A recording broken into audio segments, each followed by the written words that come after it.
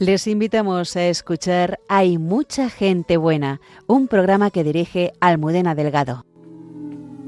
Here comes the sun. Here comes the sun.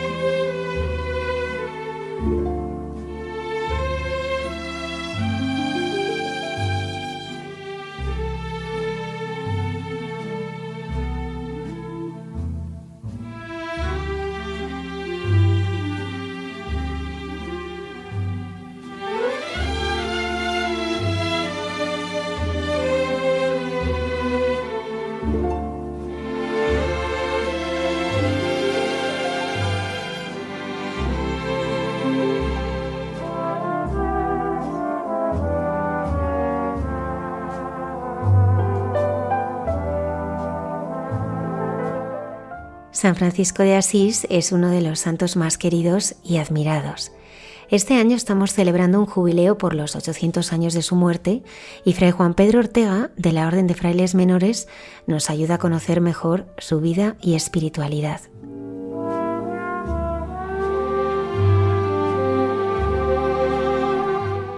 Como cada viernes, el Padre Miguel Márquez comparte sus reflexiones sobre el paso de Dios por los acontecimientos más cotidianos.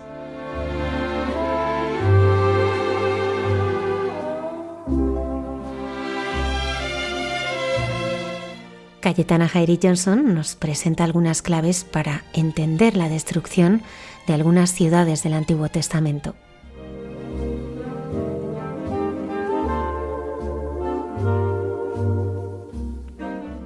La hermana Carmen Pérez y José Manuel Palomeque dialogan sobre la fe como un don esencial de Dios que permite la vida plena y el sentido de la existencia. Buenas noches y bienvenidos a nuestro programa. Muchas gracias por estar ahí.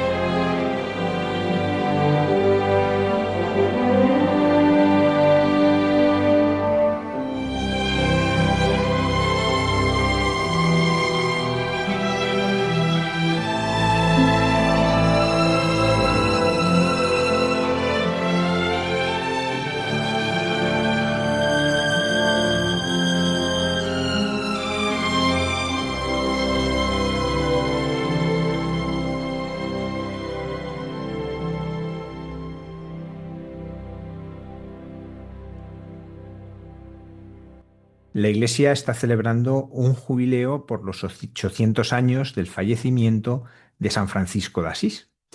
Queremos conocer mejor su figura y para ello nos acompaña Fray Juan Pedro Ortega, que es el párroco en la parroquia de San Pedro Bautista en Alcorcón, de la Orden de los Frailes Menores. Buenas noches, Juan Pedro. Buenas noches, Javier. ¿Qué significa para la Orden de los Frailes Menores, para toda la familia franciscana en el fondo y para la Iglesia Universal, la conmemoración de estos 800 años de la muerte de San Francisco de Asís? Bueno, pues la verdad es que es un tiempo, un kairos, porque llevamos estos últimos años, desde el 2023, recordando acontecimientos claves para la vida de San Francisco. Comenzamos, pues es que antes de hablar de este que, como me preguntas, quiero remontarme un poquito hacia atrás, ¿no? Porque ya nos remontamos al 2023, donde comenzamos recordando y celebrando la aprobación de la regla por parte de la Iglesia, del Papa, a San Francisco. Y en ese año también, en el 1223, pues celebramos, como ya recordaréis, el gran acontecimiento de la Navidad de Grecho, esa representación que Francisco hizo con sus hermanos en la noche de Navidad, en una gruta, en una cueva, allí a las afueras del pueblecito, ¿no?, de Grecho. Después, en el 2024, recordando 1224, hemos celebrado los estigmas, que es ese, bueno, pues un signo evidente y palpable de la identificación de Francisco con Cristo, ¿no? Y así ha sido conocido, como ya habéis oído seguro muchas veces, el alter Christus, el otro Cristo, ¿no? Y después, en el 2025, recordando pues los 2 últimos años antes de su muerte ya, en, bueno, pues 1225, pues hemos celebrado el centenario, el octavo centenario del Cántico de las Criaturas, donde San Francisco es capaz de poner a toda la creación, bueno, pues alabando y dando gracias a Dios, al Creador, ¿no? Y uniendo, bueno, pues uniéndonos a todos, ¿no? Metiéndonos en esa creación del Señor, ¿no? Y añade justamente la última estrofa, aunque ya la habría compuesto antes, incluso con unos versitos, con una música que se sabe que la cantaba, la tarareaba, aunque a nosotros no nos ha llegado ni esa melodía, ni mucho menos partitura, ¿no? Pero él compone, ya justo vísperas de su muerte, de su tránsito, añade la última estrofa, la de justamente alabando a Dios por la hermana muerte, la cual nos abre el camino hacia la vida, ¿no? Entonces, en este último centenario, el del tránsito, justamente utilizamos muchas veces, bueno, pues el término o Pascua, la Pascua de Francisco, o bien tránsito, ¿no? Porque, bueno, pues porque la muerte a veces nos habla o la gente entiende que es el final, la muerte acaba y ya no hay más, ¿no? Y justamente la palabra tránsito, bueno, pues nos ayuda a tomar conciencia de que es un lugar de paso, es ese paso hacia la vida definitiva, ¿no? Como así lo vive y lo experimenta Francisco, ¿no? Entonces, es para toda la orden y esperemos que así también sea extensible para toda la Iglesia, un tiempo de gracia en el que el Señor nos vuelve a brindar la oportunidad de, siguiendo el ejemplo, la intercesión y, bueno, pues la vida de nuestro Padre San Francisco, pues podamos nosotros también, bueno, pues vivir y ayudar a vivir bueno, pues a nuestro mundo hoy, en nuestra sociedad, que pues la vida que comienza con ese momento de partida hacia la casa del Padre, ¿no? Así que es un tiempo en el que, bueno, pues estamos intentando disfrutar y hacer que la gente, pues así lo viva con intensidad, ¿no? Juan Pedro, ¿quién era Francisco antes de poner su vida al servicio de Cristo? Bueno, San Francisco habría que empezar recordando, pues, a aquellos que nos escuchan, que su nombre original era Juan, Giovanni. Bueno, y así fue bautizado con el nombre de Giovanni. Curiosamente, su padre, como bueno, pues había estado por tema de trabajo y demás, mucho en Francia, pues empieza a utilizar coloquialmente el nombre de Francesco, ¿no? Francesco, el francesito, ¿no? Y bueno, pues ahí se quedó el nombre de Francesco, ¿no? Pero bueno, entonces partimos de que su nombre era Juan, Giovanni, y era un joven pues que aspiraba a lo que aspiraba toda la gente de su tiempo, a tener un lugar, una posición social, bueno, pues ser caballero. Su idea era ser caballero, bueno, y tener pues un lugar, una servidumbre, bueno, pues unas condiciones que marcaba esa sociedad todavía medieval, ¿no? Claro, en ese contexto, él, bueno, pues era un joven que además tenía un cierto atractivo, no tanto físico, sino personal, ¿no? Y era pues como la cabeza visible de la gente de su tiempo, de la ciudad de Asís. Tanto jóvenes querían ir con él continuamente, pues de fiesta, bueno, pues a vivir un poco la vida y disfrutar el momento, ¿no? Entonces, bueno, pues era un hombre con eso, como podríamos identificar a tantas personas normales que, bueno, pues tenían su mentalidad en conseguir un puesto en la sociedad y tener un lugar, ¿no? Eso, bueno, claro, va a ir cambiando, ¿no? Va a ir cambiando. Porque, él lo tenía todo. Él lo tenía todo porque sus padres, bueno, pues su padre era comerciante de telas, tenía, bueno, pues un negocio grande y para ese tiempo era de la clase media alta que gracias al trabajo y a la posición, pues habían ido escalando lugar en la sociedad de Asís. Y la verdad es que nadie se imaginaba, bueno, pues dónde terminaría Francisco, ¿no? Dónde, bueno, pues dónde terminaría. Juan Pedro, San Francisco es conocido como el Pobrello. ¿Cómo debemos hoy entender esa vivencia radical de la pobreza que le lleva a dejarlo todo, incluso a desnudarse en expresión de esta pobreza? Bueno, él utiliza también una expresión, ¿no? Que también Clara la utiliza, Santa Clara, diciendo la dama pobreza, desposarse con la dama pobreza, ¿no? En sí, cuando, bueno, seguro la gente oye y los que nos oís, la pobreza, pues la pobreza no es buena, ¿no? La pobreza en sí no es buena y hay que combatirla, ¿no?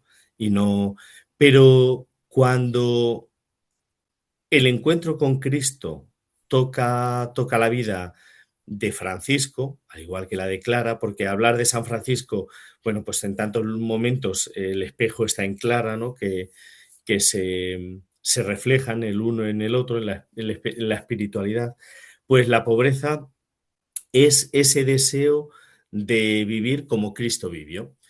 Y Francisco insiste muchísimo en tres momentos de pobreza reales de Cristo y de humildad, ¿no? Uno, y se fija también en su madre, en Belén, en la pobreza de Belén y de su madre pobrecilla, dice él. La siguiente es, como no, en el Calvario, donde es despojado de todo y, bueno, no tiene nada, ¿no? La pobreza máxima, ¿no? Y, cómo no, él une también la Eucaristía. Cristo, que es verdad, en esas pequeñas apariencias del poquito de pan y de vino transformado en su cuerpo y en su sangre, se hace presente y está eso, de una forma real, pero visiblemente sencilla, humilde y pobre, ¿no? Entonces, él insiste mucho en la pobreza, sobre todo para sí, porque él no impone nunca la pobreza a los demás. y él intenta socorrer y demás a los demás. De hecho, en la conversión, cuando, bueno, pues tiene ese momento de encuentro profundo con el Señor, una de las cosas que hace es regalar a los pobres, regalar pues las telas de su padre, ¿no? En esa escena de, bueno, pues querer que todo el mundo tuviera de todo. Incluso luego hay aspectos en la vida cotidiana de Francisco que muestra que él intenta ayudar y estar con los pobres, ¿no? No seguir manteniendo su pobreza, sino ayudar a que ellos salgan de ella. Pero él, en cambio, quiere vivir como Cristo vivió. Al final, lo más importante de Francisco es que él se da cuenta que recibe una invitación a ser, a ser y a reflejar a Cristo en su vida, ¿no? Y por eso intenta, bueno, pues intenta vivirla. Y con los hermanos, es verdad, con los frailes, sí que al inicio, bueno, pues es un poco más, como más rígido, ¿no? Pero una anécdota, ¿no? Pues de Cuaresma, por ejemplo, ¿no? Cuentan las florecillas cuando, pues, un hermano, un fraile por la noche estaba, bueno, pues llorando y malísimo, ¿no? Como si se fuera a morir. Entonces se levanta Francisco y los hermanos a ver qué le pasaba, ¿no? Y lo que le pasaba era que tenía hambre, que tenía hambre. Y bueno, pues que no podía con esa cuaresma o esos ayunos que llevaban, ¿no? Y entonces Francisco lo que hizo es, bueno, pues poner a todos a comer, ¿no? A comer para que el otro hermano pues no se sintiera tampoco, bueno, pues mal al darle a él, sino que, bueno, pues vamos a comer todos y ya está. Francisco, hay que recordar que él hacía 5 cuaresmas. O sea, prácticamente estaba todo el año, bueno, pues en una continua cuaresma, ¿no? Y cuaresma que muchas de ellas eran, bueno, pues eso, un trocito pan y agua y ya está, y nada más, ¿no? Entonces, bueno, pues la pobreza él la vive como la dama con la que se desposa y la que le va a ayudar al encuentro con Cristo. Y de hecho, bueno, pues la vida del Señor es así. Y es como la entiende Francisco. Pudiendo, siendo rico, se hace pobre, bueno, pues para que nosotros todos podamos acercarnos a Él, ¿no? En Clara, Santa Clara lo lleva al extremo. Santa Clara era incluso más, no, la palabra no es rígida, ¿no? Más radical, ¿no? Más radical que Francisco, que es capaz, bueno, pues de vivir en una continua, no 5 cuaresmas, sino en una continua, ¿no? Cuaresma. En una sociedad como la nuestra, que evidentemente está marcada por el consumismo, por el afán de tener, ¿qué nos aporta esta espiritualidad franciscana como alternativa de vida? Bueno, pues sigue siendo un rayo de esperanza en nuestra vida de fe y en nuestro mundo. Sigue siendo una respuesta válida, una respuesta, Francisco y su vivencia sigue despertando y despertándonos a un cambio. Nuestra sociedad a veces se olvida, se olvida de que las cosas pasan, de que las cosas pasan por algo, de que en la vida todos tenemos una, una llamada y un camino que hacer. Entonces, Francisco nos ayuda también a dirigirnos, ¿no? A dirigir nuestra mirada a Cristo y a replantearnos nuestra vida como una vida de fraternidad, ¿no? De fraternidad, donde realmente, bueno, pues podamos aprender a que somos hermanos, nos necesitamos, nos ayudamos, caminamos juntos. Entonces es esperanza, es alegría, es vida en fraternidad, ¿no? Vida en fraternidad. San Francisco tuvo una experiencia muy profunda del encuentro personal con Cristo, que pues casi siempre referimos a esos momentos ante el crucifijo de San Damián, pero no se queda solo ahí. ¿Cómo marca esta experiencia toda su vida y su misión? Bueno, tendríamos que, que remontarnos un poco también a la anterior pregunta que me hacías, ¿no? De Francisco en el mundo, ¿no? Porque cuando él sale bueno, pues de haber estado preso después de la batalla de Perulla, después de haber tenido ese encuentro en ese sueño, que oye la voz que le pregunta a Francisco a quién quiere servir, al rey o al siervo. Y le dice, pues claro, al rey. Él no entendía todavía en ese momento qué iba a pasar, ¿no? Al volver a su casa natal en Asís, va descubriendo, estando en medio de esa enfermedad, bueno, pues de ese cambio de algo que había tocado su corazón, él va descubriendo, paseando por las afueras de Asís, una pequeña iglesita que estaba pues, un tanto en ruinas, y estaba en ese momento él entrando a, bueno, pues no sé si a orar o simplemente pues porque sintió esa necesidad de pasar, ¿no? Se encuentra en esa iglesita pequeña con una cruz que seguro que todos conocéis, ¿no? Que es la cruz de San Damián, que llamamos, ¿no? Yo creo que es uno de los iconos bizantinos más famosos, ¿no? Y que seguro que muchos tenéis y tenemos en nuestras habitaciones, ¿no? Bueno, pues el encuentro con Cristo, ahí marca un antes y un después. Y él empieza a entender esa pregunta que ya estando preso había sentido en la cárcel, ¿no? ¿A quién quiere servir?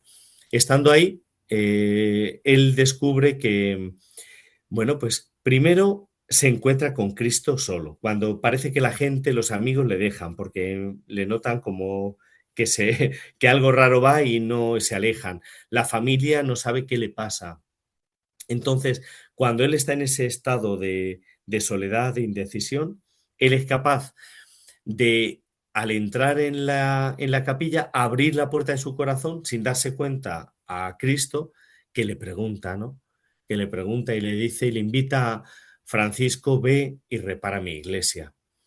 Entonces, es uno de los pasajes más hermosos que sus biógrafos, Tomás de Celano, la leyenda mayor de San Buenaventura y demás, nos relatan, donde él, él humanamente, claro, él todavía piensa desde lo humano, ¿no?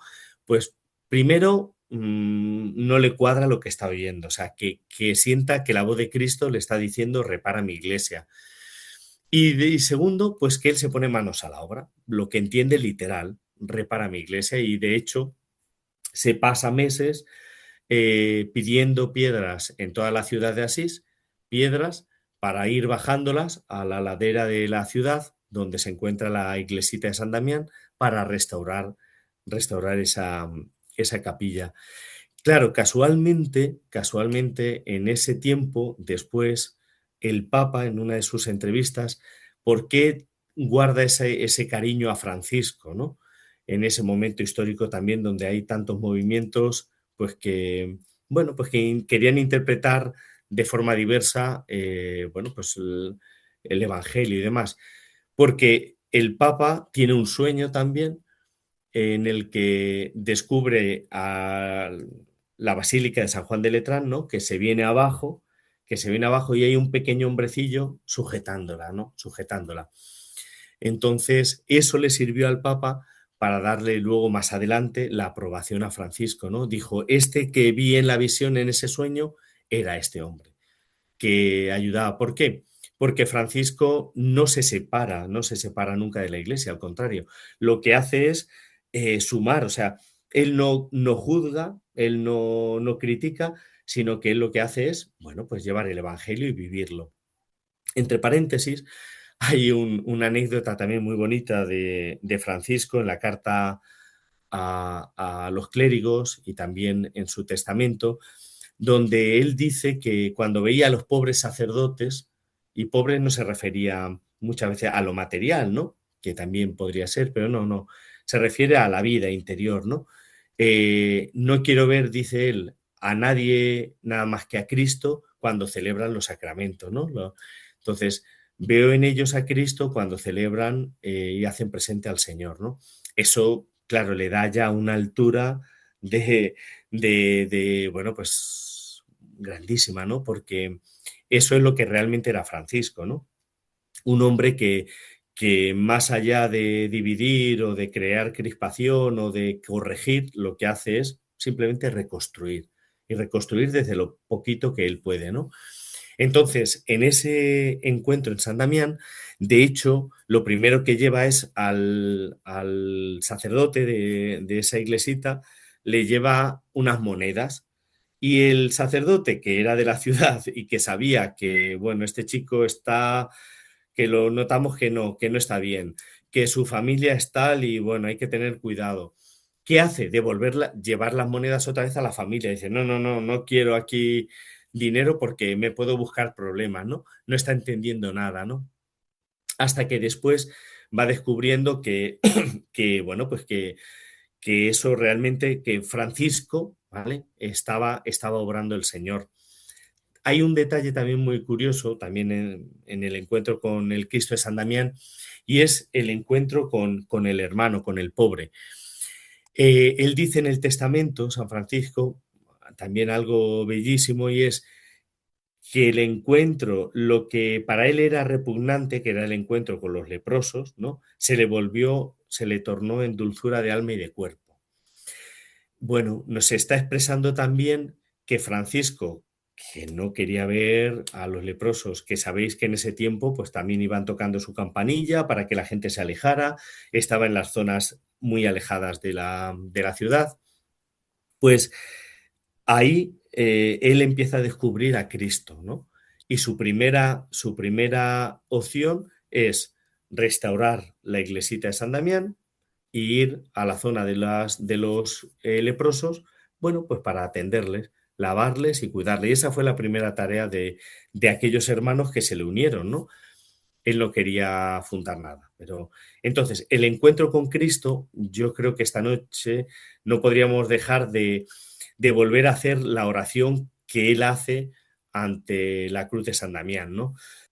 Y que al final es toda una síntesis de la espiritualidad de Francisco, ¿no? A la que os invito también pues a que de vez en cuando la hagáis, ¿no?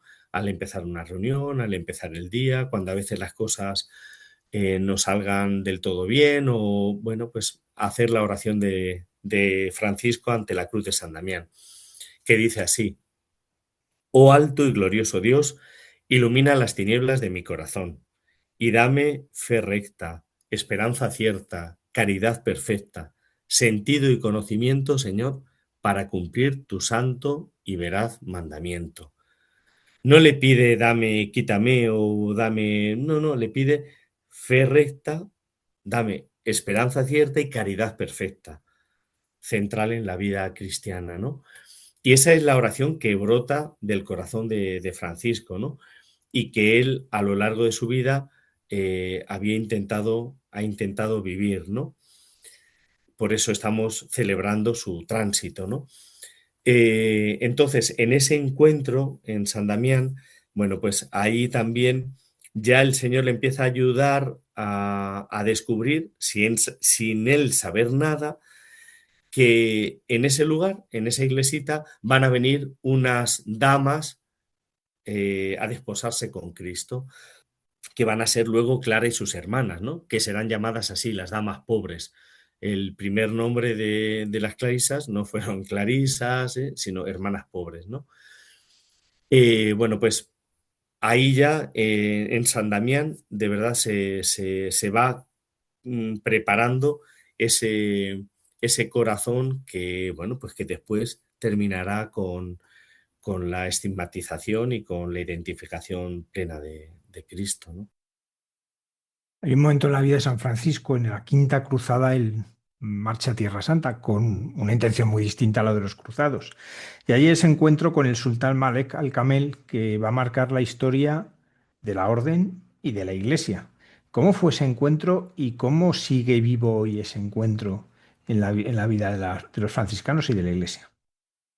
Bueno, es una de las preguntas también muy bonitas y muy actuales, porque bueno, primero Francisco quiere peregrinar a los lugares que, bueno, pues que eran claves en la cristiandad de la Edad Media, ¿no?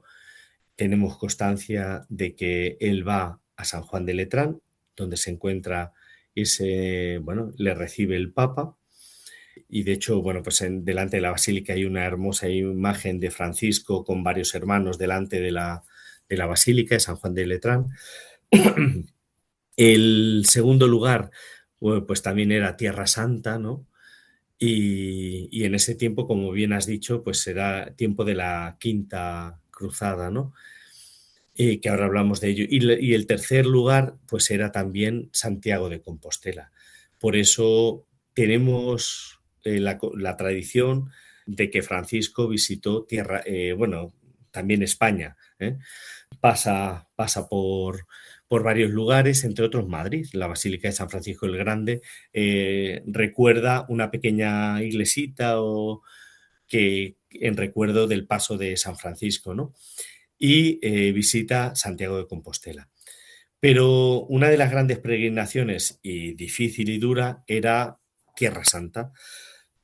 En ese viaje, bueno, pues él vino muy tocado del corazón espiritualmente y del alma, porque su gran anhelo era visitar y descubrir la pobreza de Belén, del Calvario, de la Tierra Santa, los lugares donde estuvo el Señor, y segundo, porque físicamente, pues vino muy tocado, el sol le dejó medio ciego, ya, bueno, entonces vino muy de salud muy mal. La tradición nos dice que tal vez él ya había mandado algún hermano allí, algún fraile.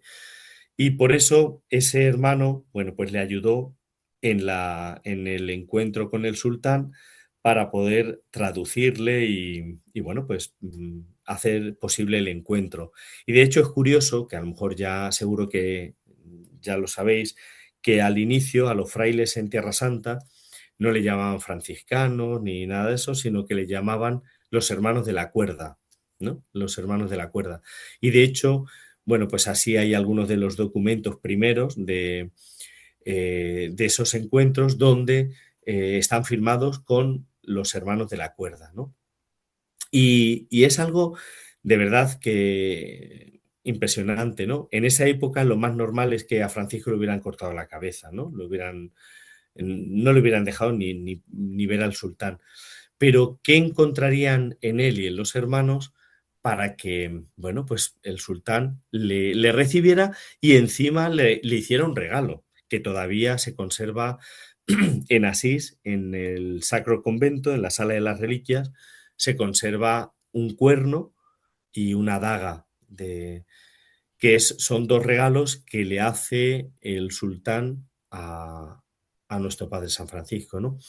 Entonces, bueno, pues ahí podemos aprender mucho en un momento tan difícil, ¿vale? Porque estamos hablando en la época de las cruzadas, de bueno, pues un contexto muy, muy, muy complicado, cómo se puede construir cosas desde la paz y desde la fraternidad, ¿no? Y de hecho, ya los frailes se quedan oficialmente en Tierra Santa desde entonces, ¿eh? O sea, les dejan estar. Es verdad que no con los santos lugares, ¿no? Que eso, pues, habría que hablar de otro tema, ¿no? Pero sí que su presencia allí, ¿no? Tienen permiso para estar los hermanos de la cuerda.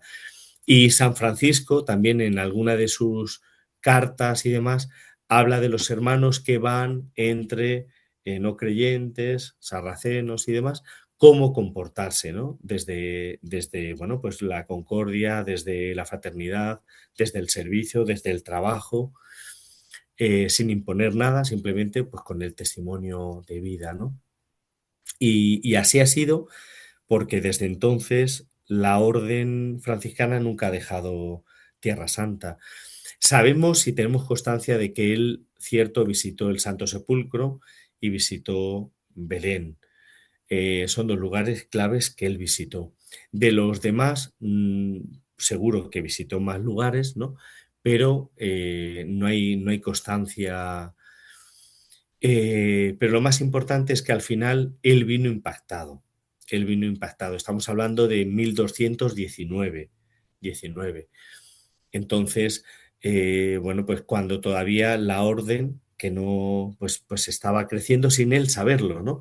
Porque entre paréntesis, volviendo un poco a la pregunta anterior de San Damián y demás, él siempre le gustaba consultar el Evangelio, ¿no? Y tenía esa tradición de abrir 3 veces el Evangelio, a ver qué le decía el Señor, ¿no? Cuando acude a alguno de sus amigos y, bueno, conocidos, para vivir esa vida.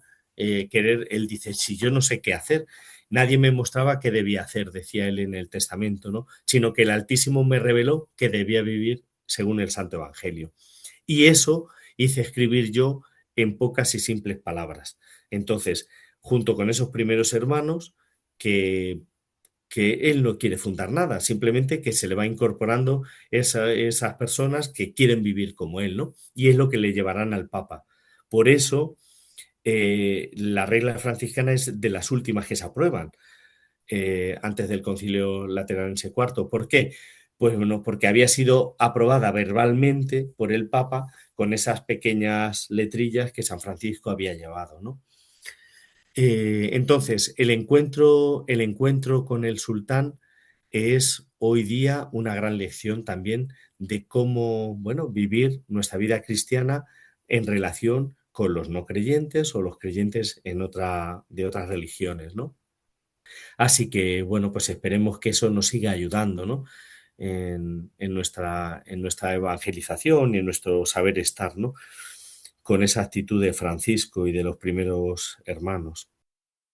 Apuntabas el aspecto de la fraternidad que es central en el carisma franciscano. ¿Cómo se vive hoy esa fraternidad en la vida de las comunidades franciscanas? Bueno, pues la fraternidad es punto fundamental de nuestra vida.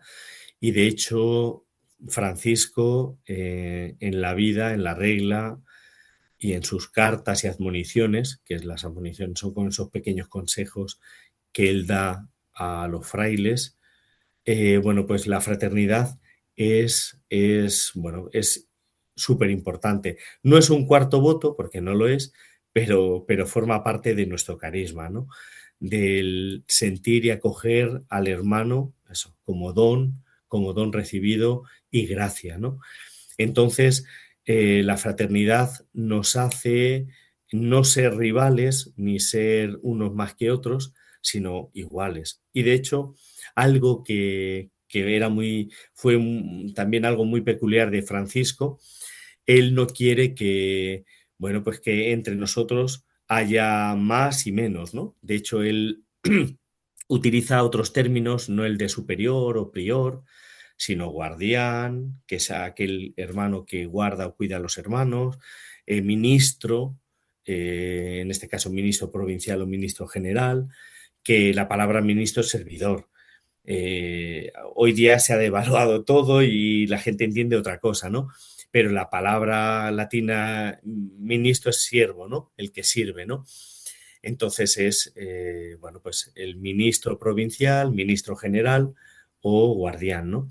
Y además, curiosamente, bueno, pues también él en ese trato de los hermanos, para evitar que pueda haber problemas, bueno, pues también él incluso hace que todos los cargos sean temporales, son un máximo de unos ciertos años. Después uno vuelve a ser, pues ya está, otro hermano más y otro pues presta ese servicio, ¿no? No hay cargos vitalicios, gracias a Dios, no hay cargos, no, simplemente es un servicio temporal, ¿no?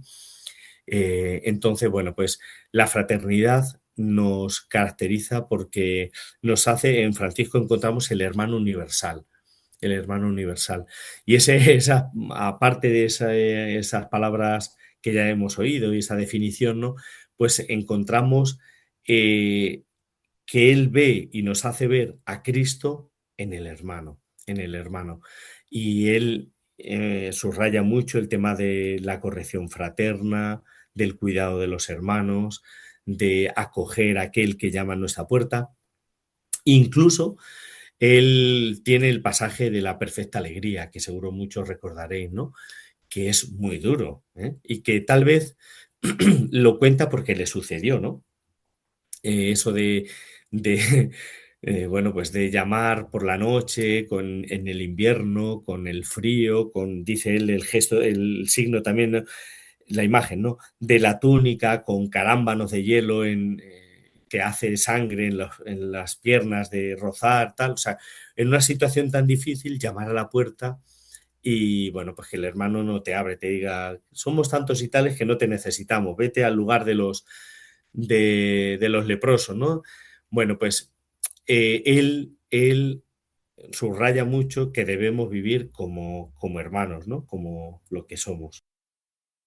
Otro aspecto esencial de la espiritualidad de San Francisco es su relación, su amor por la creación. ¿Qué nos dice hoy en el contexto en el que vivimos este amor a la creación, que algunos han intentado ver como un ecologismo, pero es mucho más? Claro. A veces nos quedamos como eso, en lo exterior, ¿no? Y como si ya San Francisco, bueno, pues eso, lo propiamente ecologista. No, es mucho más, es mucho más.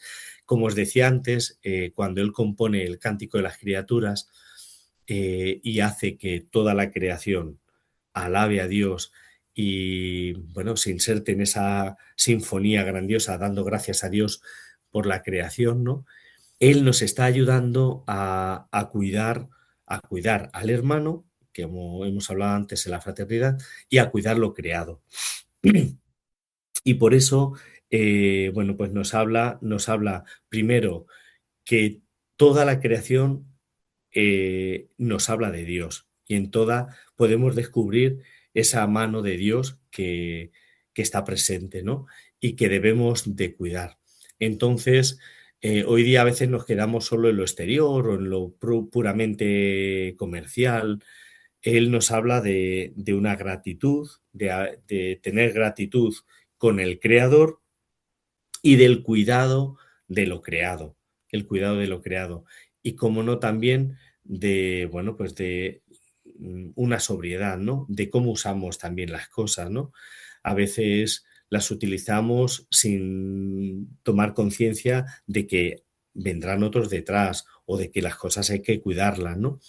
Entonces, bueno, pues él lo que hace es reflejar en el Cántico de las Criaturas todo lo que vive, ¿no? Todo lo que vive. Esa centralidad de la creación en su vida espiritual, ¿no? Y bueno, pues hoy nos invita a vivir pues toda esta parte del cuidado de la creación, que también pues el Papa Francisco nos hablaba y nos ha insistido tanto, bueno, pues desde el creador, ¿no? Cuidar lo creado desde el creador, ¿no? Y saber que bueno, pues que las cosas, bueno, pues hay que intentar cuidar nuestro mundo, porque es el regalo que Dios nos ha dado y que Dios nos invita, bueno, pues a seguir cuidando, cultivando y mejorando, ¿no? Juan Pedro, a veces la imagen que se nos presenta, especialmente en alguna película de San Francisco, más que dulces de dulzón, hasta empalagoso.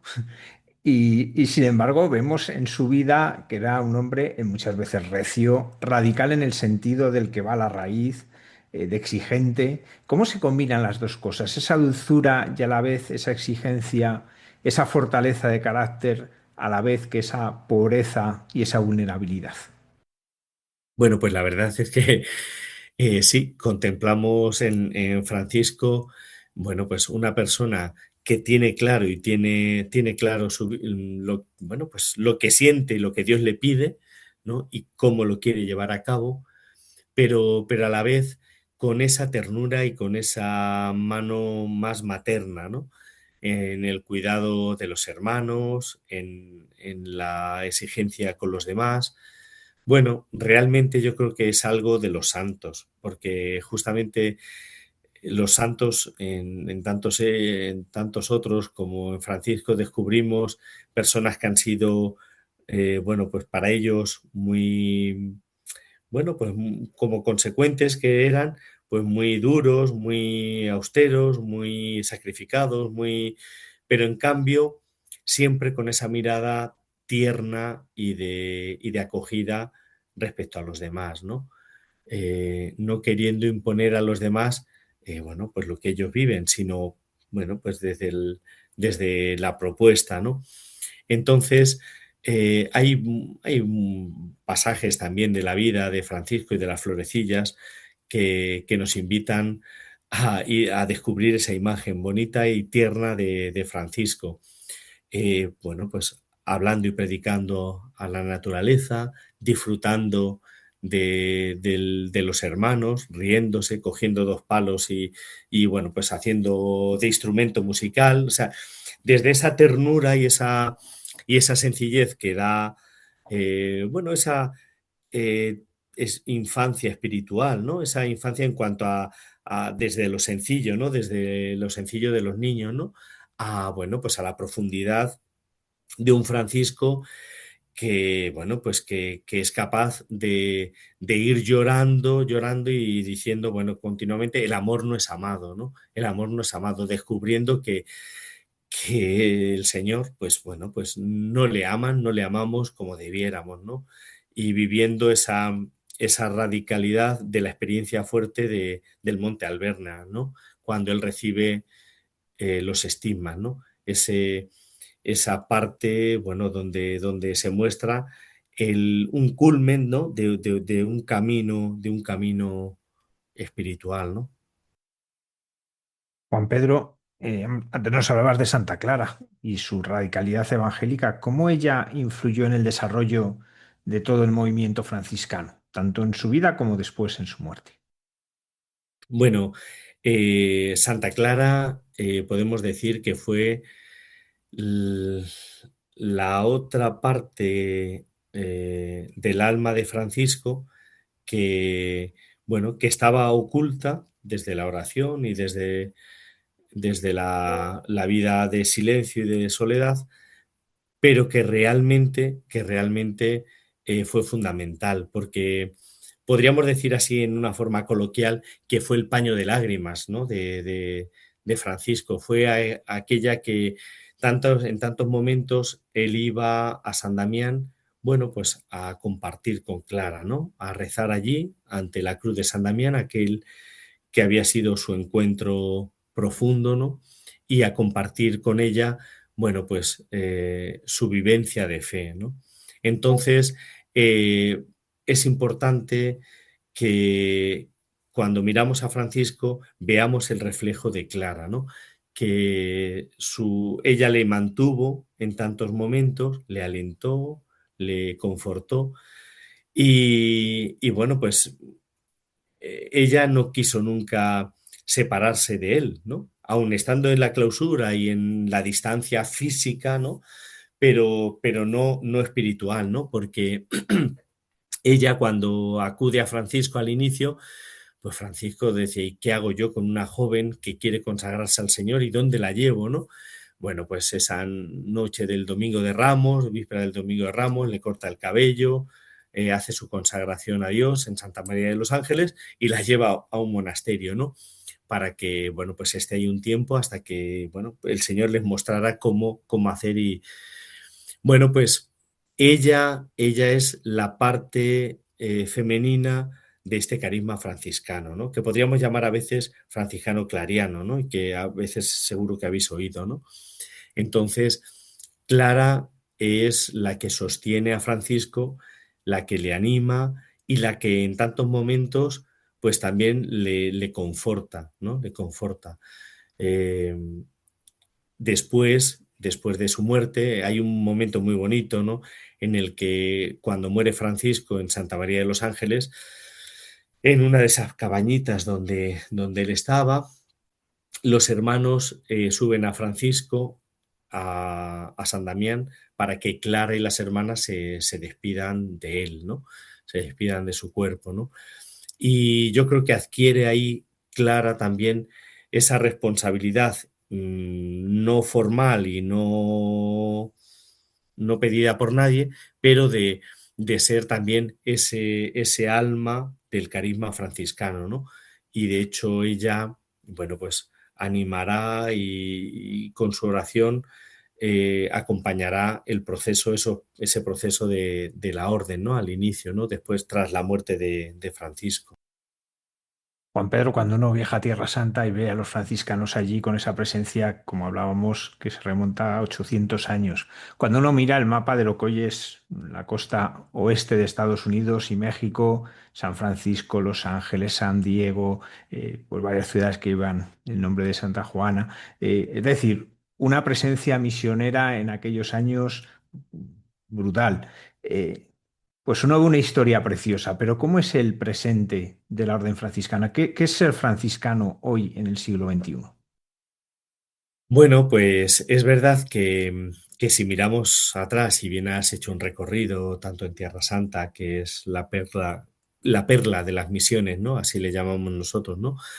Porque San Francisco quiso que siempre estuvieran los hermanos allí, como en otros lugares, ¿no? De Latinoamérica y demás, donde, bueno, pues los primeros que llevaron el Evangelio fueron los frailes, ¿no? Eh, bueno, pues hoy nuestra realidad, bueno, pues la exigencia es la misma, ¿no? Que es vivir el Santo Evangelio, ¿vale? Viviendo en pobreza, obediencia y castidad, ¿no? Y llevando la alegría del Evangelio allá donde estamos, ¿no? Es verdad que, bueno, pues los contextos históricos pues van cambiando, el nuestro pues es muy diferente al de hace 800 años o 500 años, de momentos así históricos, ¿no? Pero porque ahora también es verdad que nos toca una época en la que vamos cambiando de una forma, nuestra sociedad cambia vertiginosamente, ¿no? O sea, lo que antes tardaba 100 años en cambiar, pues en unos meses o en un año lo ha cambiado ahora, ¿no? Por todo, por la sociedad, los medios, bueno, por tantas cosas, ¿no? Entonces, aún en medio de ello, bueno, pues hoy sigue siendo actual la vida de Francisco. Y eso es lo que vivimos y lo que queremos seguir transmitiendo, ¿no? En la porción de la iglesia donde el Señor nos ha puesto, ¿no? Pues aquí en nuestra diócesis de Getafe, en Madrid, bueno, pues cada uno desde nuestro lugar, seguir haciendo visible y bueno, pues impactante, ¿no? El Evangelio, donde aquellos que se relacionen con nosotros puedan decir, bueno, pues hay algo especial, ¿no? O sea, las palabras de Francisco, la forma de vivir, la forma de actuar sigue siendo hoy una palabra para nuestro mundo a la hora de comunicarnos, de relacionarnos, de vivir el Evangelio, de vivir en la iglesia, ¿no? Porque a veces se nos olvida, y lo que decíamos antes, ¿no? Que Francisco lo que hace es acoger y construir. Él no se va a poner se pone a reparar y a construir desde su pequeña aportación, ¿no? Sin quitar a nadie y sin imponer nada, ¿no? Y eso yo creo que es una bueno, pues de nuestras funciones hoy. Yo me acordaba cuando me hacías la pregunta de un general de la orden, el padre Coser, que tuvo un encuentro con el San Pablo VI, ¿no? El Papa Pablo VI. Y bueno, pues el Papa le debió preguntar al general cómo podría definir, padre, cuál es el carisma franciscano y cómo podríamos definirlo y tal. Y el general, muy acertadamente, de una forma muy sencilla, le dijo, pues de albañiles, de tapa agujeros. ¿Que la iglesia no necesita en tal sitio? Pues allí estamos. ¿Que nos pide tal otro? Pues allí estamos. Y yo creo que así sigue siendo, ¿no? Pues nosotros este año en la parroquia estamos celebrando los 50 años de presencia bueno, pues de presencia franciscana en esta parroquia de San Pedro Bautista. ¿Y cómo fue? Bueno, pues porque en su momento el cardenal de Madrid, eh, bueno, pues el cardenal Tarancón, pues nos pidió, bueno, pues eso, echar una mano y poder llevar a esas zonas nuevas que iban creciendo, pues la presencia, ¿no? Bueno, pues ahí estamos, ¿no? Entonces, yo creo que hoy sigue siendo actual y creo que así sigue viéndolo la gente, ¿no? Porque tanto en la Orden de Hermanas Clarisas como en la Orden Franciscana Seglar, como en nuestra vida de frailes, pues todavía seguimos teniendo pues la llamada a nuestras puertas de jóvenes que quieren vivir nuestra vida, ¿no? Eso, bueno, pues es significativo. Fray Juan Pedro, no me quiero despedir sin hablar de la Virgen. ¿Cómo fue la relación de San Francisco con la Virgen?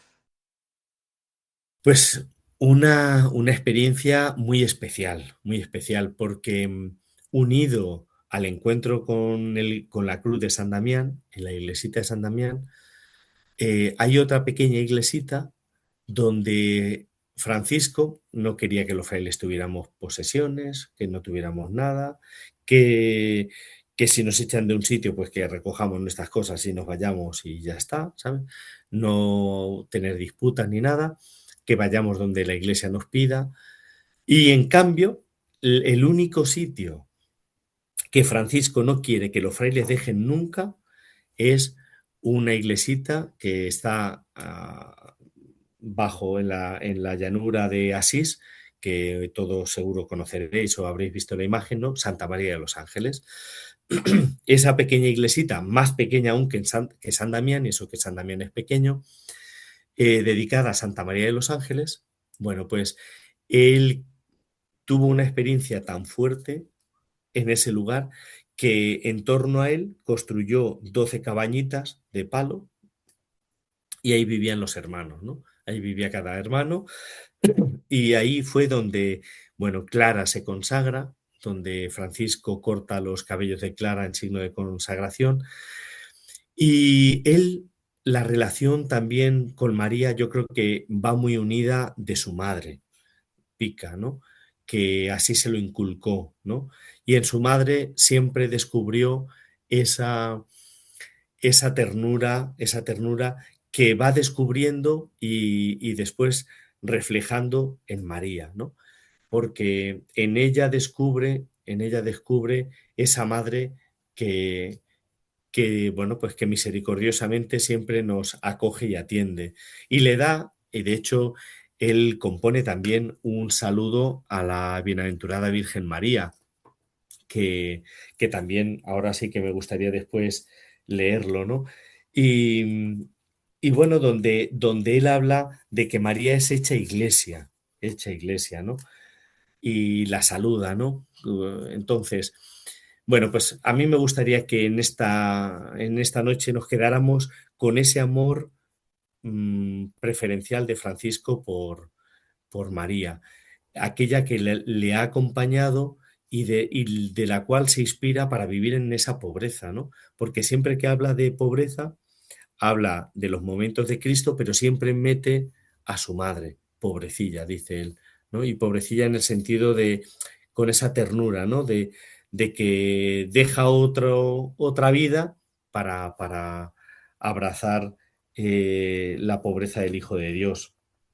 Voy a compartir con vosotros también la oración, que es el saludo a la bienaventurada Virgen María, donde dice así: Salve, Señora Santa Reina, Santa Madre de Dios, María, Virgen hecha Iglesia, elegida por el Santísimo Padre del Cielo, consagrada por Él con su Santísimo Hijo amado, y el Espíritu Santo defensor. En ti estuvo y está toda la plenitud de la gracia y todo bien.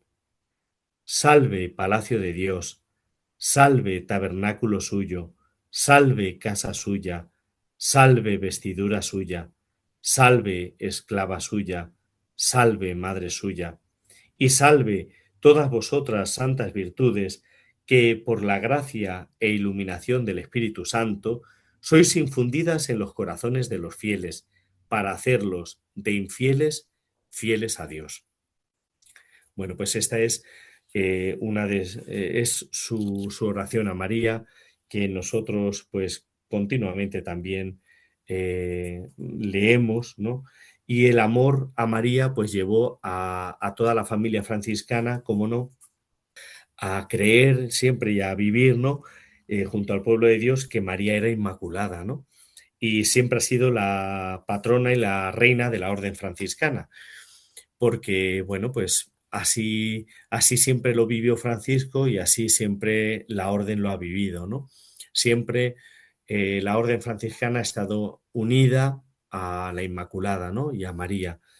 Y otro detalle importante en el oficio de la pasión que Francisco compone, el oficio de la pasión, si alguna vez tenéis oportunidad de leerlo, son salmos que él hace de retazos de los demás salmos y textos de la escritura, ¿no? Pero él va haciendo como su propia síntesis, ¿no? Y él hace el oficio de la pasión que tenemos y que habitualmente también en este tiempo de Cuaresma solemos rezar, ¿no? Y la antífona del oficio de la pasión que él pone es Santa María, Santa Virgen María. Entonces, bueno, pues el amor de Francisco por María, bueno, pues es el que, el que sigue, el que sigue acompañándole, igual que después lo vemos en Clara y sigue acompañando a la orden. Juan Pedro Ortega, muchísimas gracias por habernos acompañado esta noche y ayudarnos a entrar en la dimensión espiritual de este jubileo por los 800 años de la muerte de San Francisco de Asís. Muchísimas gracias. Muchísimas gracias a ti y a vosotros.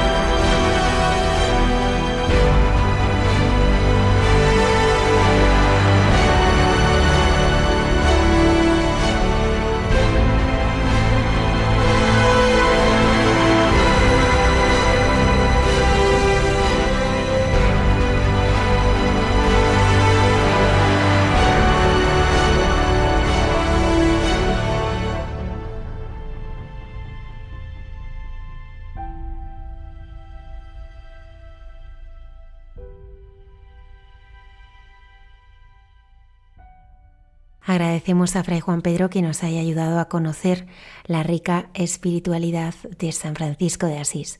Y damos ahora la bienvenida al Padre Miguel Márquez y a sus guiños, esos guiños que cada semana Dios le hace.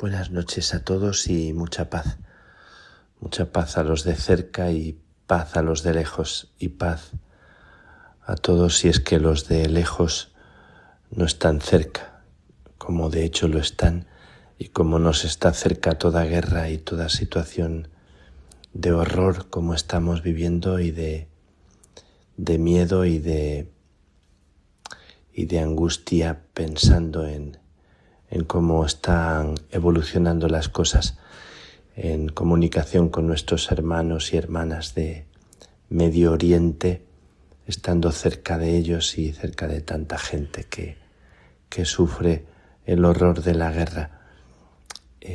Oramos por la paz. Nuestra oración intensa, nuestra oración sobrecogida desde la pequeñez, desde la aparente impotencia, que no lo es, porque siempre que se ora con fe, esa oración tiene un efecto. Oramos sin descanso, oramos día y noche, oramos perseverando y pidiendo que pueda el Señor iluminar los corazones, las mentes y la voluntad de los políticos. Quiero hablaros de pérdida, quiero hablaros de cansancio y quiero hablaros de Jesús, de Nazaret, del centro de nuestra vida, que nos hace encontrar donde reposar la mirada y la vida. Anoche estuve por las calles de Roma en bicicleta, con mi casco, con mis luces y con prudencia. Aunque las calles de Roma estaban relativamente tranquilas, pero vino un grupo de personas conocidos de España y estuve en el centro, cerca de la Plaza de España, cerca de la Fontana de Trevi, cerca de la Vía del Corso, tantos lugares que seguramente habéis escuchado, cenando en un sitio típico, en una callejuela de esas tan bonitas de Roma, con tanta gente de muy distintos sitios, con gente de países muy diferentes y un simpático hombre del restaurante que en la calle invitaba a todos a pasar y lo hacía con tal gracia, con tal maestría, que mucha gente picaba el anzuelo, por así decir. Pero nos llamaba mucho la atención con qué arte y con qué gracia invitaba a la gente y les convidaba.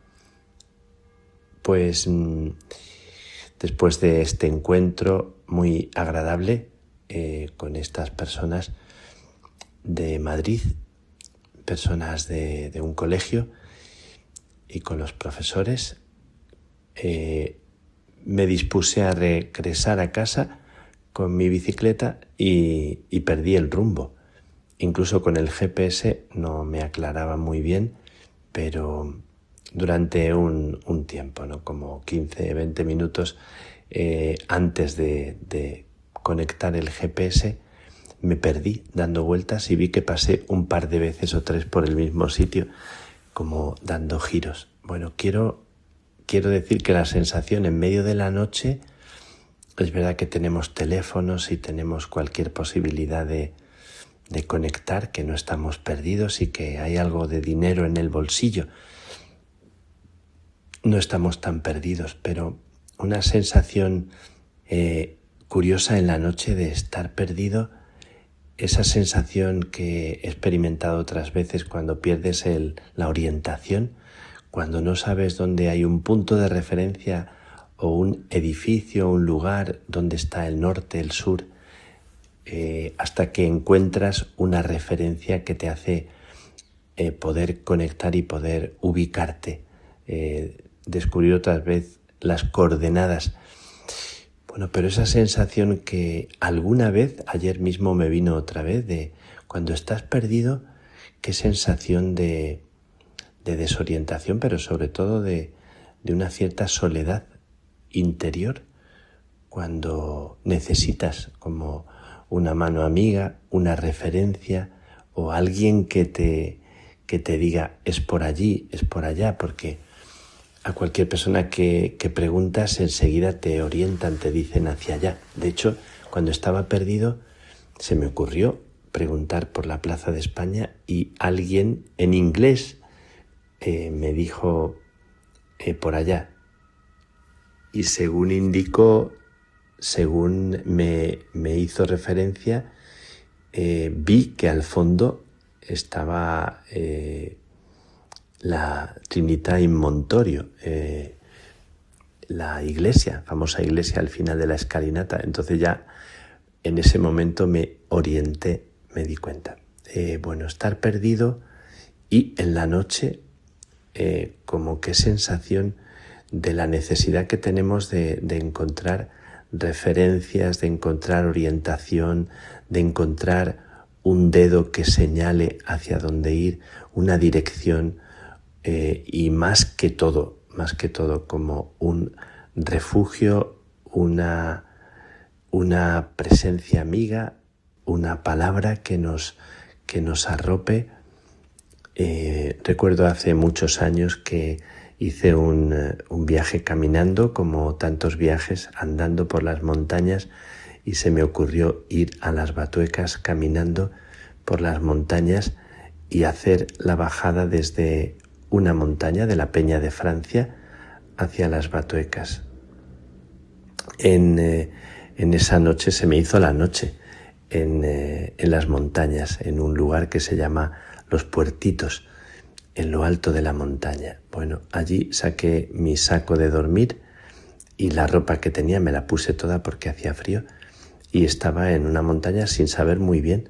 Imaginaba que el lugar al que iba estaba abajo de las montañas y tenía el teléfono, llamé al monasterio diciendo que estaba en un sitio en las montañas y fue muy bonito que el diálogo con el padre, mi amigo que estaba abajo en el monasterio, padre Ramón, me dijo, vamos a comprobar que tú estás viendo el monasterio, que el puntito que ves abajo en el monasterio es efectivamente este. Y de hecho, en diálogo con él, mirando hacia abajo, podían haber como 30 kilómetros abajo en el valle, empezó a encender y apagar una luz y yo vi que se encendía y se apagaba la luz y fue como una alegría, un estallido de alegría, de darme cuenta, aún estando en lo alto de la montaña, que estábamos conectados, comunicados y que había alguien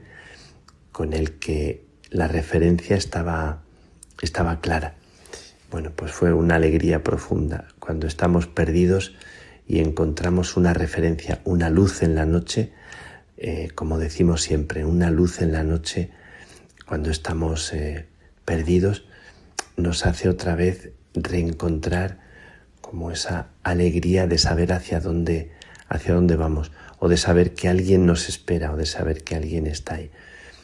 Siempre recuerdo la canción de la película Cars, que alguna vez he comentado, compartido también aquí en la radio, la última canción de la película, que se titula Reencontrar. Perderse no es ningún error, a veces es mejor. Te vuelves a inventar, te empiezas a reencontrar. Dice la canción que habla de alguien que se pierde y pierde la carrera que esperaba correr con ansia, y al perder esa carrera y al perderse encuentra otra cosa mejor, mucho mejor. Bueno, pues hablando de esta pérdida, de esto que me recordaba algo que en la vida desde niños nos atraviesa, esa necesidad de saber el camino, de cómo encontrar el camino de regreso a casa, el camino que nos hace retornar al lugar del hogar, al lugar donde uno experimenta que hay una madre, que hay un padre, que hay un calor de hogar, que uno puede reconfortarse en el calor si es invierno, o tomarse un agua fría si es el calor asfixiante del verano. En esa experiencia también pensaba en el cansancio, porque después de mucho pedalear, hacía tiempo que no pedaleaba tanto con la bici por las calles de Roma o de cualquier sitio, y la fatiga, el cansancio que tiene también, como en nuestras vidas, un protagonismo especial. Estos días leía cosas sobre el cansancio. Alguien hablaba de la necesidad de un cansancio, pero un cansancio que tiene un horizonte, un porqué, un hacia dónde, diferente del cansancio que viene de estar disperso, de estar perdido, el cansancio más interior que viene de no encontrar refugio, de no encontrar arropo, de no encontrar algo que nos sostiene por dentro. Hay un cansancio que te quiebra por dentro, y hay un cansancio que tiene luz, que tiene hogar, que tiene sentido, y que busca descanso, pero cuando el corazón está unificado y está cansándose por algo, hay un objetivo en el cansancio, diferente de ese otro cansancio, ¿verdad? De la dispersión y del quebranto interior, cuando te sientes mal porque estás perdido y resquebrajado interiormente. Pues pensando en esta sociedad del cansancio de la que tanto se habla, y como una amiga, una persona conocida, una carmelita descalza, me decía: te voy a decir algo que te dirá tantísima gente, estoy cansada, estoy fatigada por dentro, estoy como... y ha ido a la psicóloga y le ha dicho que tiene que cambiar la estructura, la dinámica vital, y está asustada porque no sabe cómo hacerlo, le da como pánico, le da como miedo. ¿Qué es eso de cambiar la estructura de la dinámica en la que está metida? Y quiere planteárselo, pero hay un cansancio interior, como un agotamiento, que tiene que ver también con cambiar la dinámica interior. En esta reflexión estaba yo ayer, cuando me han pedido que mañana hable de Jesús en el centro de nuestra vida.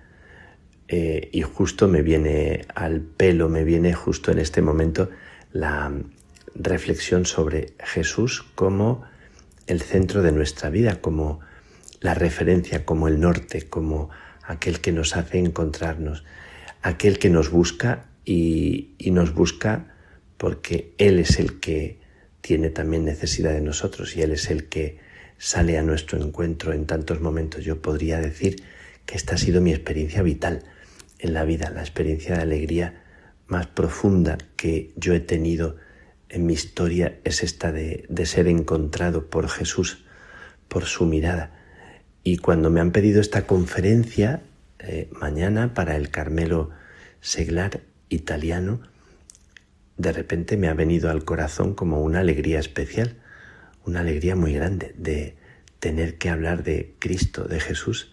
Me viene a la mente tantas cosas me viene a la mente lo que decía Juan de la Cruz, que cuando se necesita salir, se necesita buscar, sin otra luz y guía, sino la que en el corazón ardía. Dice él, como salir a buscarlo con esa luz que brilla en el corazón. Y dice también en otro momento, no es fácil de entender la frase, pero es tan bonita. Cuando tú me mirabas, su gracia en mí tus ojos imprimían, ¿no? La gracia del Espíritu que se posa en el corazón. Cuando tú me miras, la gracia del Padre, la gracia del don de Dios se posa en nosotros como aquello que realmente más anhelamos. Bueno, pues con esa mirada, cuando tú me miras, estos días recordábamos atrás el Tabor, la transfiguración, y recordábamos también que el camino para llegar a encontrarse con Él es dejarse también abrir al camino que Él nos ofrece, a la mano que nos tiende en medio de tantas situaciones de pérdida, de cruz y también de resurrección. Bueno, pues quiero compartir con vosotros esta experiencia, este sentimiento de alegría de que yo experimento cuando pronuncio la palabra Jesús. Recuerdo la abuelita del padre Santiago Guerra, que él nos decía que su abuelita en un pueblo de Salamanca, cerquita de Alba de Tormes, en Gajates, que después de la Eucaristía repetía, yo le oí decir que 1000 veces el nombre de Jesús. Bueno, me parece mucho, pero creo recordar que decía que repetía el nombre de Jesús 1000 veces como oración después de la comunión. Estos días en la India estuve en la oración con 2000 personas que un carmelita dirigía y la gente repetía el nombre de Jesús. Y recuerdo la canción de las carmelitas de Talavera de la Reina, me encantó, una canción muy bonita que solo era repetir el nombre de Jesús. Bueno, os dejo con este pensamiento, con este sentimiento de alegría que comparto con vosotros, que me abraza por dentro en medio de nuestras pérdidas, en medio de nuestros cansancios, un descanso. Jesús respirado y pronunciado, y sobre todo dejándole que Él se pronuncie en nosotros. Jesús, que Jesús os acompañe y que la bendición de Dios Todopoderoso, Padre, Hijo y Espíritu Santo, descienda sobre ti, sobre vosotros y te acompañe siempre, siempre.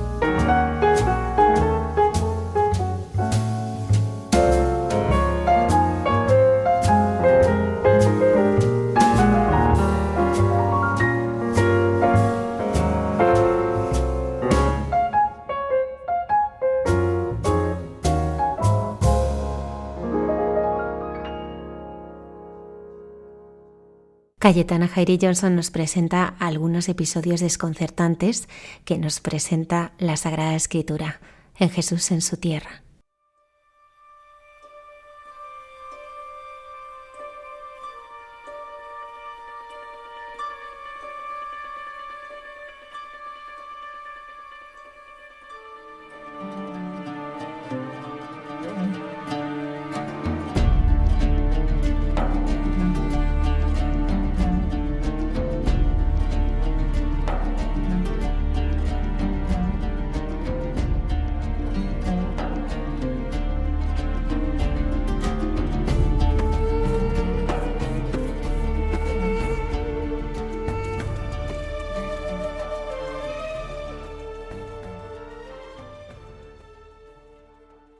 Buenas noches de paz y bien, queridos amigos de esta sección llamada Jesús en su tierra de Radio María. Y bien, pues para estos días tenemos también mensajes fantásticos y tremendamente simbólicos que igualmente nos llevan a momentos de la historia bíblica y de la historia territorial del antiguo país de Canaán, como es el entorno de Sodoma y Gomorra. Del profeta Isaías, capítulo 1, versículo 10 y más adelante, pues tenemos que se nos dice con este formidable profeta del Mesías: oíd la palabra del Señor, príncipes de Sodoma, escucha la enseñanza de nuestro Dios, pueblo de Gomorra. Lavaos, purificaos, apartad de mi vista vuestras malas acciones. Dejad de hacer el mal, aprended a hacer el bien, buscad la justicia, socorred al oprimido, proteged el derecho del huérfano, defended a la viuda, venid entonces y discutiremos, dice el Señor. Aunque vuestros pecados sean como escarlata, quedarán blancos como la nieve, aunque sean rojos como la púrpura, quedarán como lana. Si sabéis obedecer, comeréis de los frutos de la tierra. Si rehusáis y os rebeláis, os devorará la espada, ha hablado la boca del Señor. Quedaos con la idea de lo que no solamente simboliza el mundo de Sodoma y Gomorra, sino también este fruto, ¿no? Que dice que vuestros pecados, ¿no? Que sean como escarlata y quedarán blancos como la nieve, etcétera, por algo que os voy a comentar en el programa de esta noche, porque es también algo relacionado simbólicamente con este entorno de Sodoma y Gomorra, que además se quedó en lo que es desde el punto de vista, digamos, simbólico de lo que representa las prevaricaciones y todas las perversiones, ¿no? Que puede también contenerse en el ser humano. Desde el punto de vista de lo que es el contexto físico de la ciudad de Sodoma y Gomorra, sabemos que en esta zona sur de lo que es el Mar Muerto existía un grupo de ciudades, de 5 ciudades que eran conocidas como las pentápolis, ¿no? Por este costumbre de ligas de ciudades-estado, y habitualmente pues tenemos este concepto en el Próximo Oriente Antiguo, donde tenemos pentápolis, decápolis y términos de este tipo, que es para unir una serie de ciudades-estado, ciudades que tienen un rey cada una de ellas y que luego pues se unen o establecen relaciones comerciales, establecen alianzas también para defenderse de un peligro común, etcétera, ¿no? Entonces tenemos dentro de estas ciudades de la Pentápolis no solamente Sodoma y Gomorra, sino también Adma, Seboim, Zoar, ¿no? Son nombres que resuenan en el texto bíblico, especialmente en Génesis 14. En esta zona sur del Mar Muerto, pues es una zona tremendamente, digamos, desértica. Está conectada también desde el punto de vista de las rutas comerciales más antiguas que hay en la región. Conectan con todos unos caminos que llevan ya pues a la parte norte, bordeando el Mar Muerto. También siguen paralelo al río Jordán y después ya entran en lo que es la zona del actual país de Jordania. También siguen para otras direcciones y conecta principalmente con lo que es el Golfo Pérsico, el Mar Rojo, Península del Sinaí, la zona arábiga en general, y esto también pues tienen interesantísimas rutas comerciales vinculadas con las sedas, con los inciensos, con piedras preciosas y etcétera, ¿no? Entonces por eso pues estas ciudades se habían enriquecido de tal manera que también pues el exceso de riqueza condujo a un exceso de comportamientos y de desviaciones morales en lo que son los habitantes de estas ciudades, y por eso se convirtieron en un modelo o paradigma de lo que no debe ser dentro de lo que es la conducta humana y también la conducta social, ¿no? Porque la suma de varios humanos desviados o pervertidos pues lleva también a una perversión de las sociedades. Por eso, desde el punto de vista de la pedagogía bíblica, estas ciudades de la Pentápolis y particularmente Sodoma y Gomorra, que parece ser que lideraban o llevaban la voz cantante de estas 5 ciudades, pues van a ser ese modelo metafórico, simbólico de unas realidades que cada cierto tiempo pues los seres humanos suelen caer, ¿no? Y lo que sí sabemos, y gracias también a los arqueólogos, gracias también a los paleogeólogos, sí se sabe que en esta zona, que además coincide con una falla tectónica, una falla telúrica, donde hay frecuentes movimientos de tierra. Tenemos lo que llamamos la placa sirocamítica, que es esta falla tectónica que viene desde el norte y que justo provoca lo que es este corte de terreno donde se va a gestar el Mar Muerto, que es el punto más bajo de la Tierra, con una altísima concentración de sales y de azufres.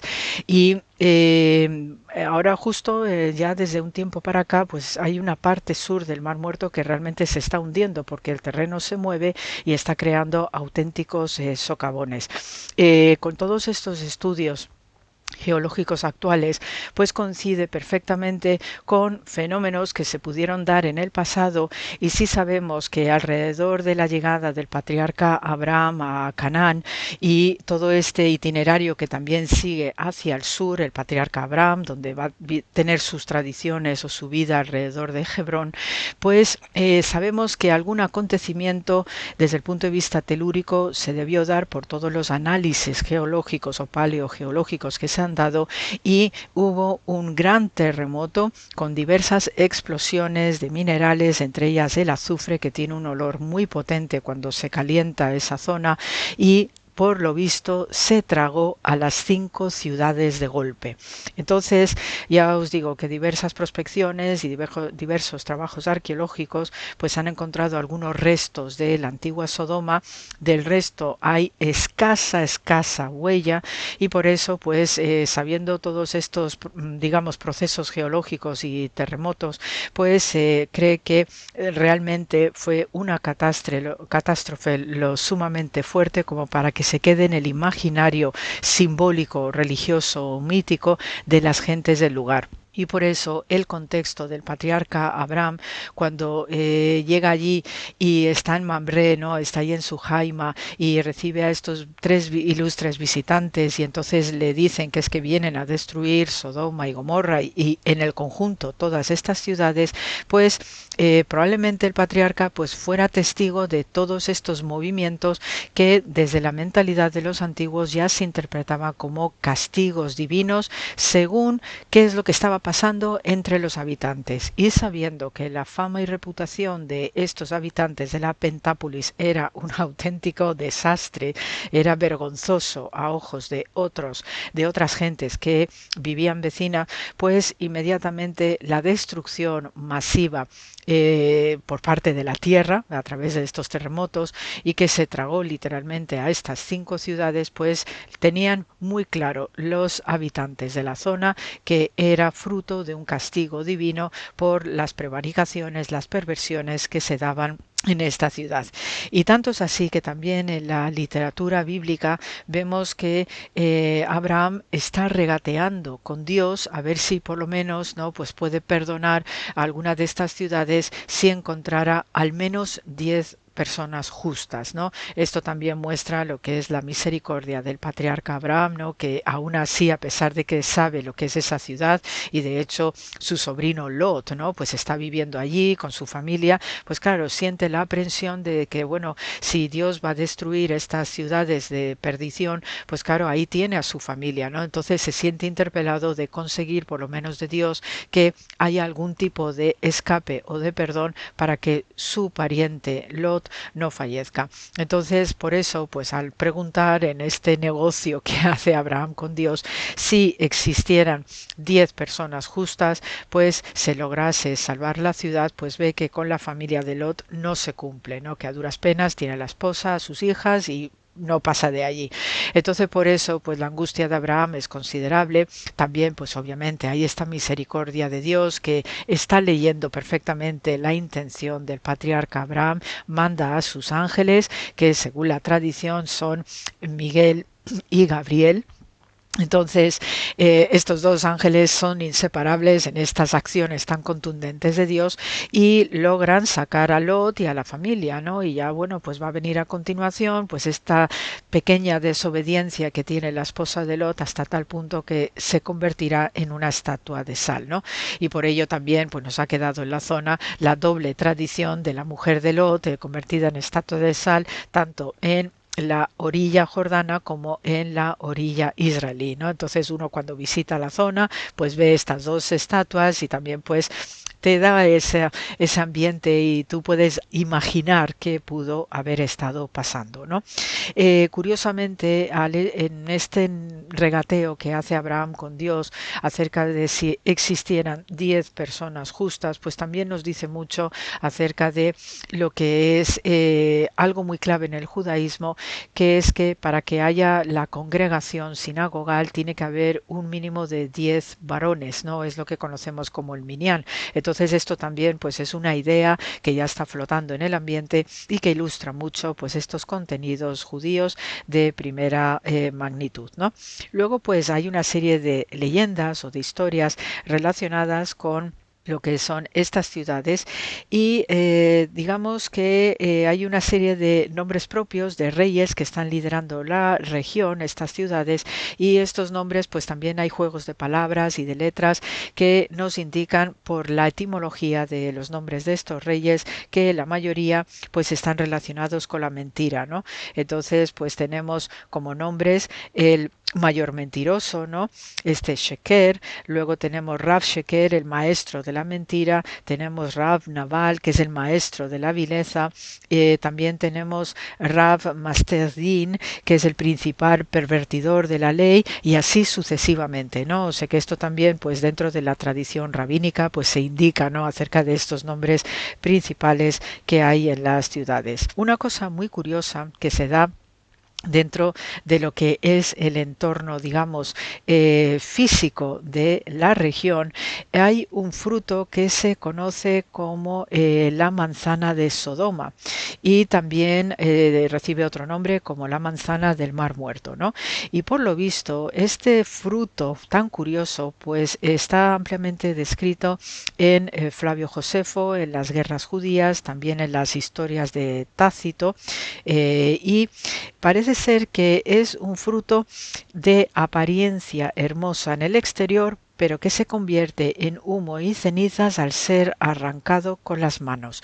Entonces, por estas descripciones legendarias, tanto de Josefo como de Tácito, pues resulta tremendamente sugerente porque parece ser que luego han venido también paleobotánicos, ¿no? Investigando la región y lo han identificado con un fruto que se llama el Asclepias gigantea, ¿no? Vel proquera, un árbol que mide entre 3 y 4 metros de altura, es de una corteza grisácea similar al corcho y también se encuentra en el Alto Egipto y en la Arabia Félix, ¿no? Que es así como recibía el nombre la península arábiga en la antigüedad, ¿no? Y bueno, pues es curioso, ¿no? Porque este árbol se asemeja a un algodoncillo, ¿no? O al alga de la seda. Y entonces, pues bueno, pues da mucha imagen poética acerca de lo que es la esterilidad de esta región, que es bello en la apariencia, pero que luego después cuando se arranca pues se convierte en humo y cenizas, ¿no? O sea que estas imágenes, ¿no? Tan reales, ¿no? Desde el punto de vista en este caso de las plantas y la vegetación y este arbolito tan peculiar, pues ilustra igualmente todo este espíritu que rodea a Sodoma y Gomorra, el mundo de la Pentápolis, de estas ciudades de prevaricación y que también pues sigue teniendo eco en diversas partes de los textos bíblicos y en el caso concreto del profeta Isaías, como grandes lecciones que incluso hasta la tierra de la región no produce frutos de verdad, porque por fuera tienen una apariencia muy sugerente y muy bella, pero el interior está tremendamente vacío, hecho humo y cenizas, ¿no? Estas pedagogías bíblicas pues también nos avisa de no dejarnos llevar por las apariencias y siempre escrutar las interioridades para ver la rectitud, la moralidad, la espiritualidad, las cosas buenas que también existen en el interior de las personas y de otras cosas que nos puedan rodear, para no ser engañados fácilmente. Así que con la grabación de esta noche se os manda mucho amor como siempre. Gracias por la escucha y hasta la semana que viene.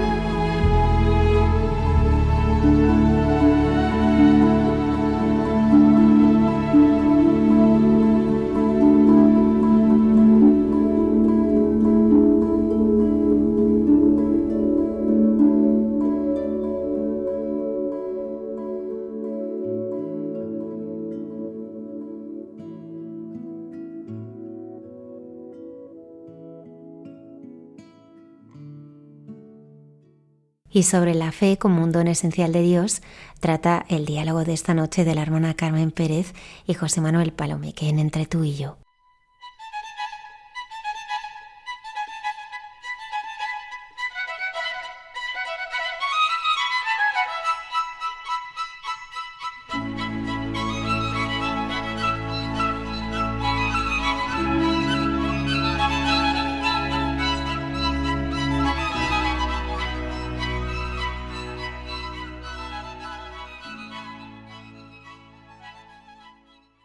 Es evidente, José Manuel, que la fe no es solo creencia. No. Sin fe no se puede vivir. Ha dicho el Papa León XIV. Es verdad, ¿eh?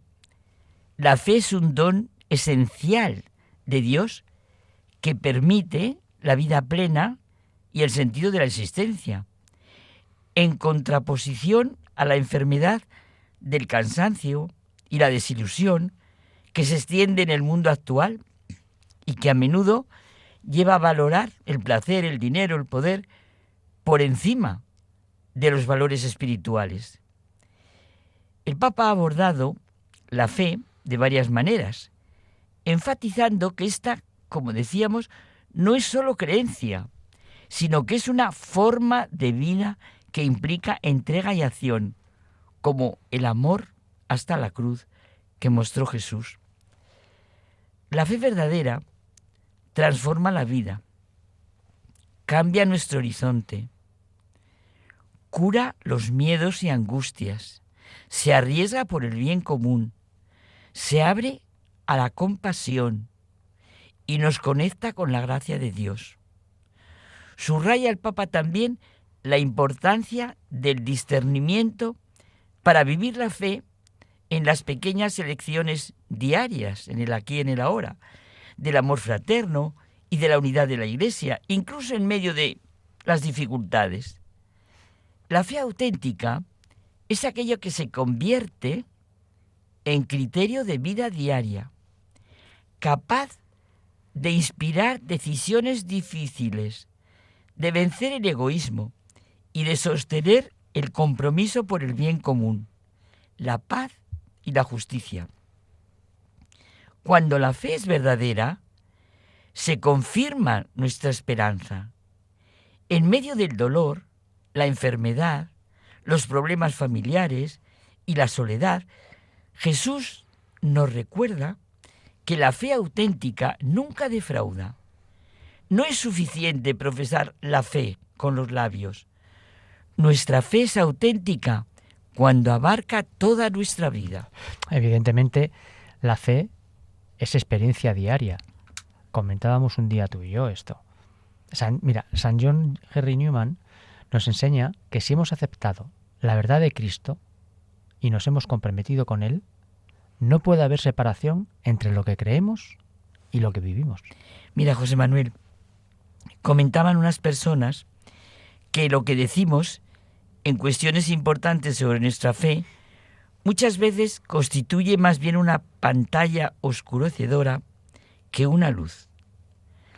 Es verdad que existe una distancia enorme entre nuestras pobres palabras y la maravilla que tratamos de expresar. En nuestra experiencia humana ocurre con el arte, con la religión y la filosofía. Es lo que Leers, un psicólogo alemán, llama tendencias de la transitividad, de esa necesidad instintiva en el sentido más rico y grande de la palabra, de ir más allá de nosotros mismos y preguntarnos por lo absoluto, lo que da lugar, según él, a preguntas y respuestas que se expresan en el arte, la filosofía y la religión.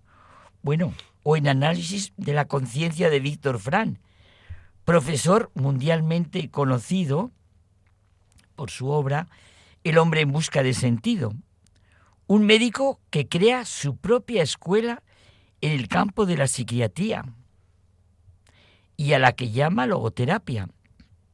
Su horizonte es el sentido de la vida, poner de manifiesto los valores y el sentido que vale para todos.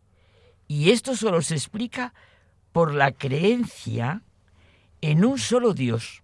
Mira, en el libro La presencia ignorada de Dios, a partir del modelo de la conciencia y de la interpretación de los sueños, enriquecido con ejemplos de su práctica clínica, logra convencer al lector de manera experimental de que hay inconscientemente en el hombre una religiosidad que implica lo que llama la presencia ignorada de Dios.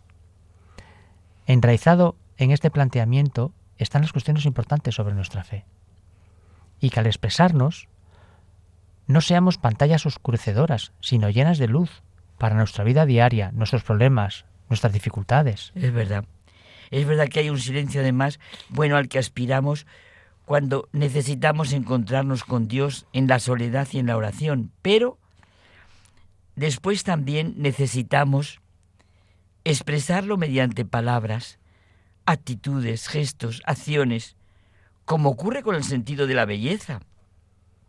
Hay un silencio malo, el de los que se llaman creyentes, cristianos creyentes, y no se atreven a hablar de Dios, como, no sé, por una especie de falso respeto humano, como poseídos por un temor, desde luego de no buena índole, un mutismo árido y seco, sin vida, una especie de complicidad con el ambiente, vamos.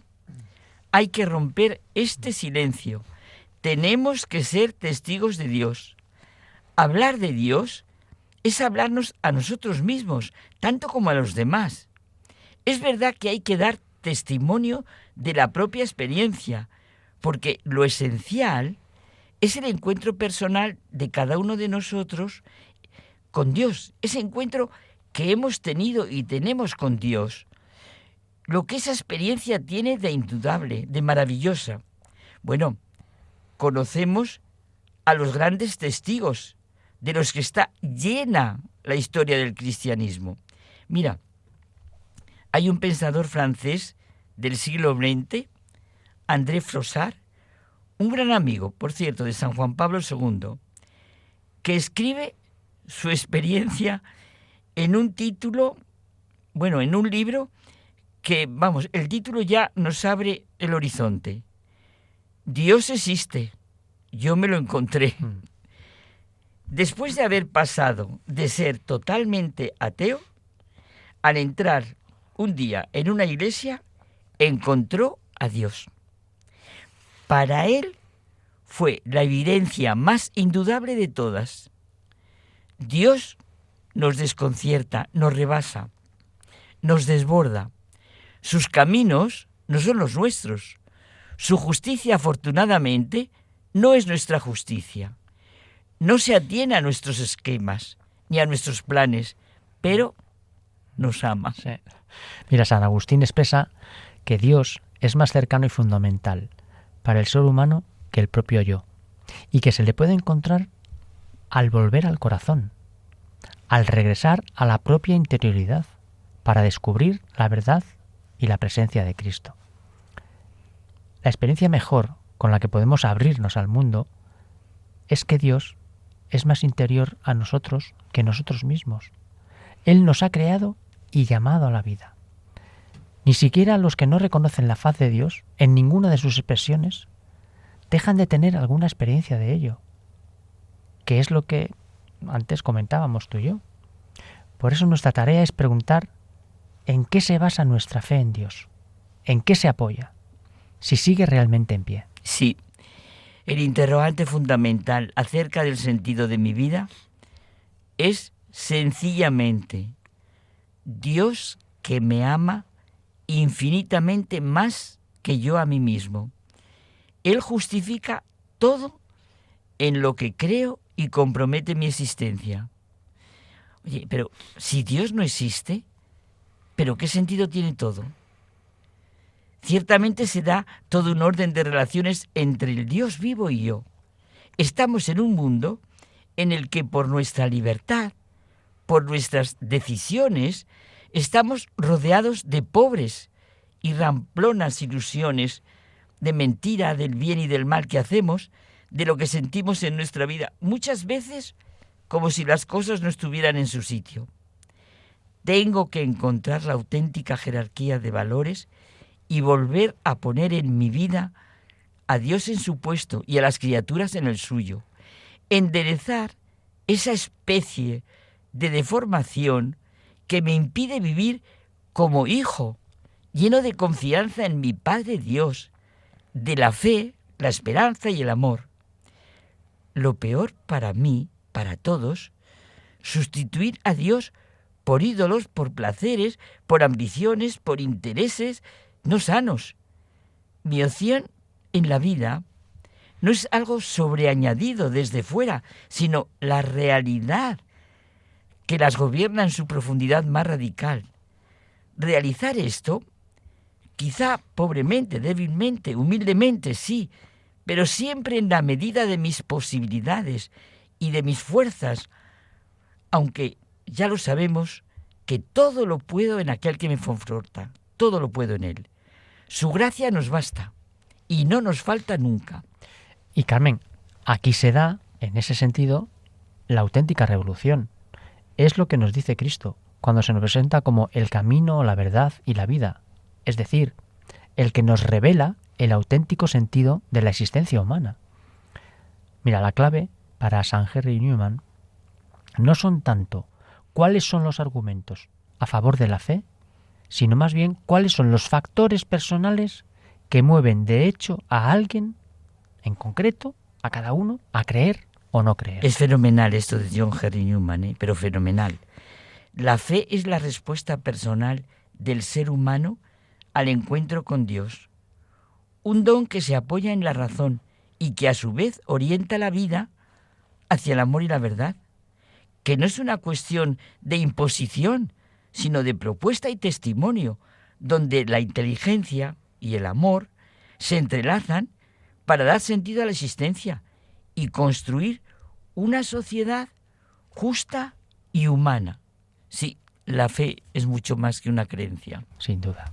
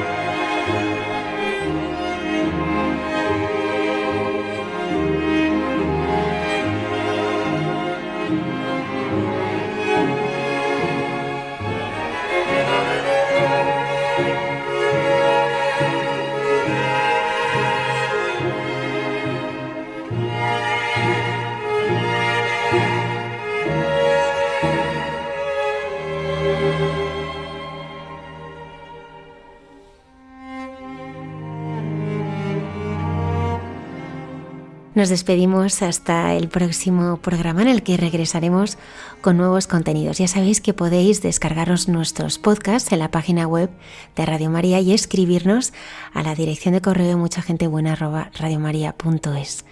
Muchas gracias por acompañarnos y hasta la próxima semana.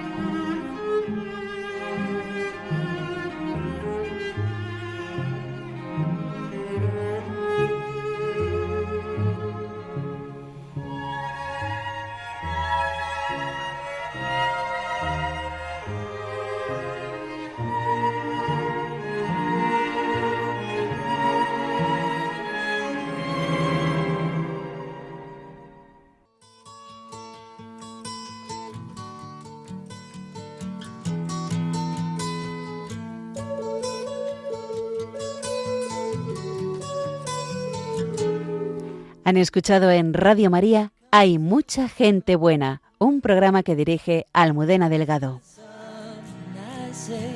It's alright.